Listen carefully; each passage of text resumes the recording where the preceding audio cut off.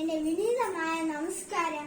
ബഹുമാനപ്പെട്ട അധ്യാപകരെ, മാതാപിതാക്കളെ, എന്റെ പ്രിയ സുഹൃത്തുക്കളെ, സ്വാതന്ത്ര്യം തന്നെ ജീവിതം, സ്വാതന്ത്ര്യം തന്നെ അമൃതം, പാരതന്ത്ര്യം മാണികൾക്ക് വൃതിയേക്കാൾ ഭയാനകം. നമ്മുടെ രാജ്യത്തെ 75 സ്വാതന്ത്ര്യ ദിനം ആഘോഷിക്കുന്ന ഈ വേളയിൽ നമുക്ക് അഭിമാനിക്കുക ഒരു ഭാരതീയനായി ജനിച്ചത്.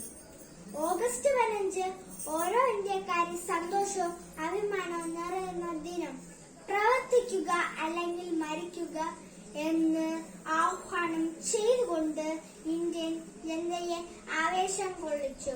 കാലങ്ങളോളം നമ്മുടെ രാജ്യത്തെ അടുക്കി ഭരിച്ച ബ്രിട്ടീഷുകാരിൽ നിന്ന് നമ്മൾ സ്വാതന്ത്ര്യം നേടിയെടുത്ത ദിനമാണ് 1947 ഓഗസ്റ്റ് 15.